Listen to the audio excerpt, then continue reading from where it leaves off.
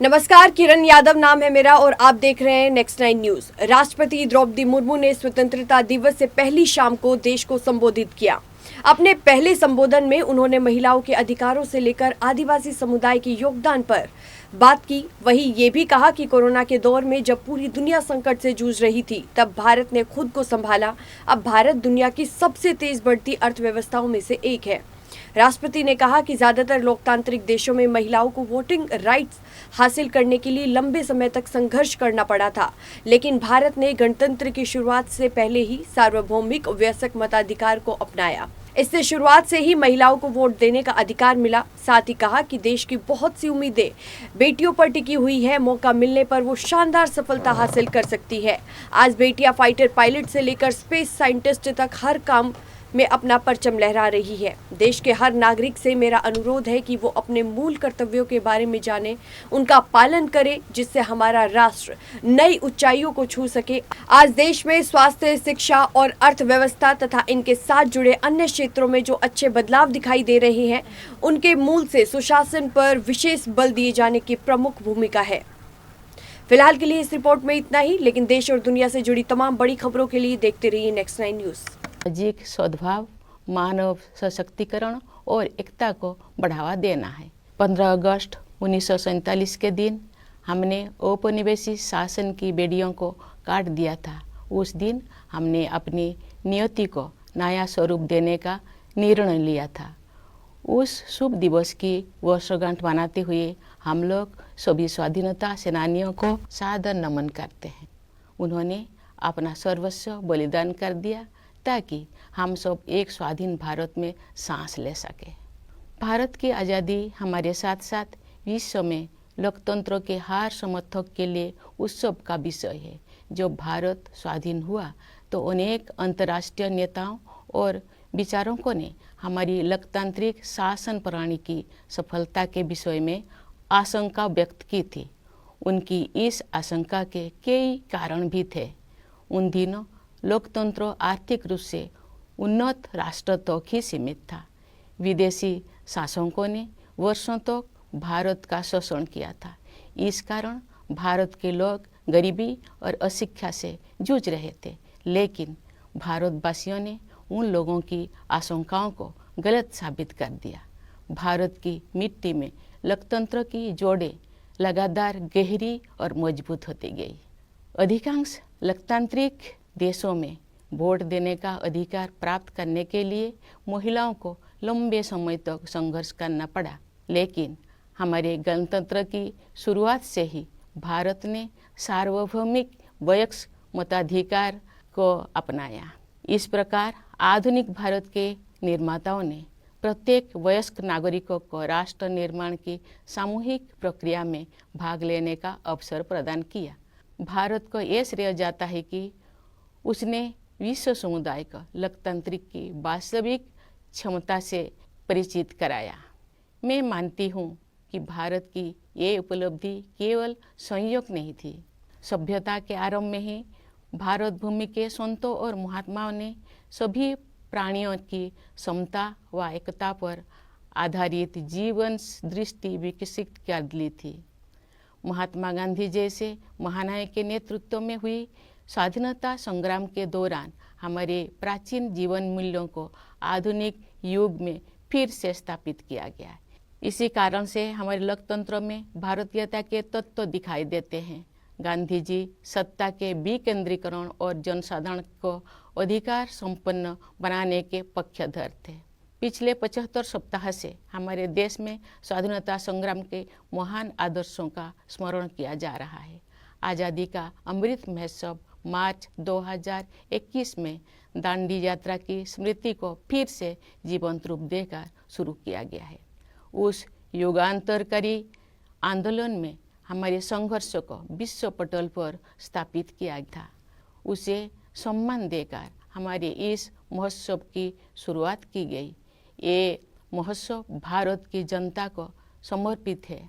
देशवासियों द्वारा हासिल की गई सफलता के आधार पर आत्मनिर्भर भारत के निर्माण का संकल्प भी इस उत्सव का हिस्सा है। हर आयु वर्ग के नागरिक पूरे देश में आयोजित इस महोत्सव के कार्यक्रम में उत्साहपूर्वक भाग ले रहे हैं।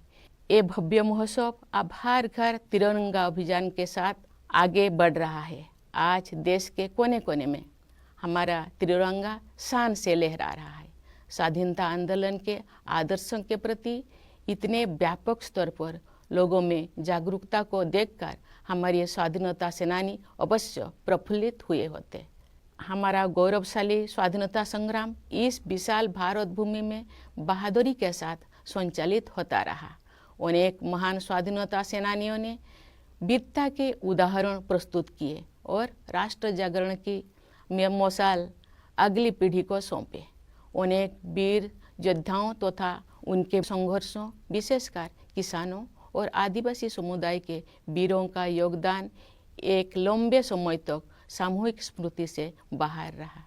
पिछले वर्ष से हर 15 नवंबर को जनजातीय गौरव दिवस के रूप में मनाने का सरकार का निर्णय स्वागत योग्य है।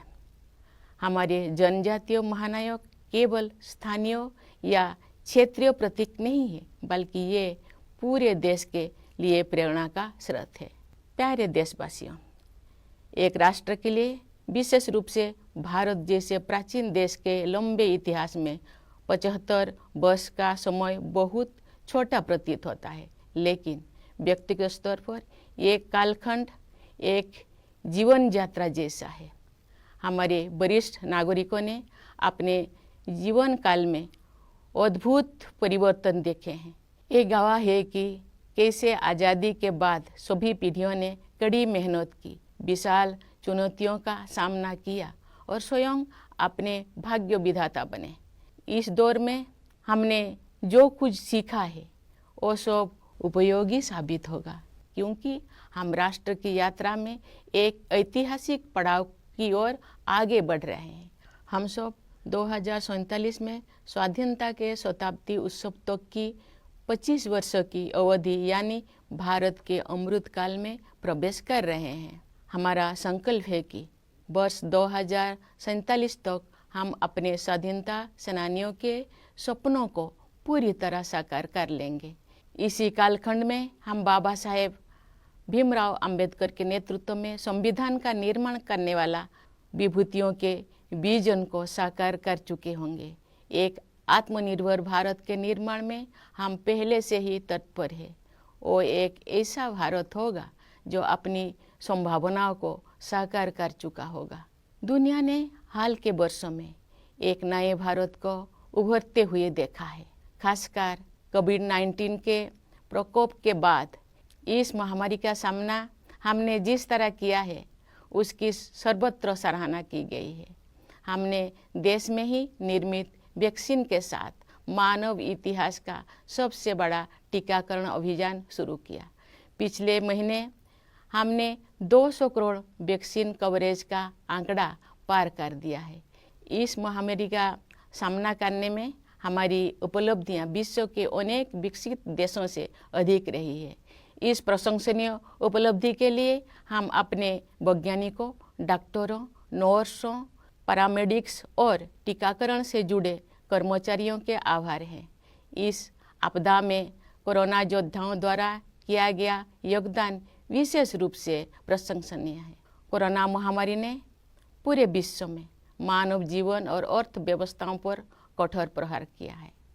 जब दुनिया इस गंभीर संकट के आर्थिक परिणामों से जूझ रही थी, तब भारत ने स्वयं को संभाला और अब पुनः तीव्र गति से आगे बढ़ने लगा है। इस समय भारत दुनिया में सबसे तेजी से बढ़ रही प्रमुख अर्थव्यवस्था में से एक है। भारत को स्टार्टअप इकोसिस्टम का विश्व में ऊंचा स्थान है। हमारे देश में स्टार्टअप्स की सफलता, विशेषकर यूनिकॉर्न्स की बढ़ती हुई संख्या हमारी औद्योगिक प्रगति का शानदार उदाहरण है। विश्व में चल रही आर्थिक कठिनाई के विपरीत भारत की अर्थव्यवस्था को तेजी से आगे बढ़ाने के श्रेय सरकार तथा नीति निर्माताओं को जाता है। पिछले कुछ वर्षों के दौरान फिजिकल और डिजिटल इंफ्रास्ट्रक्चर के विकास में अभूतपूर्व प्रगति हुई है। प्रधानमंत्री गति शक्ति योजना के द्वारा कनेक्टिविटी को बेहतर बनाया जा रहा है। परिवहन के जल, थल, वायु आदि पर आधारित सभी माध्यमों को भली भांति एक दूसरे के साथ जुड़कर पूरे देश में आवागमन को सुगम बनाया जा रहा है। प्रगति के प्रति हमारे देश में दिखाई दे रही उत्साह का श्रेय कड़ी मेहनत करने वाले हमारे किसान व मजदूर भाई बहनों को भी जाता है। साथ ही व्यवसाय की सूझबूझ से समृद्धि का सृजन करने वाले हमारे उद्यमियों को भी जाता है। सबसे अधिक खुशी की बात है कि देश का आर्थिक विकास और अधिक समावेशी होता जा रहा है तथा क्षेत्रीय विषमताएं भी कम हो रही है। लेकिन ये तो केवल शुरुआत ही है।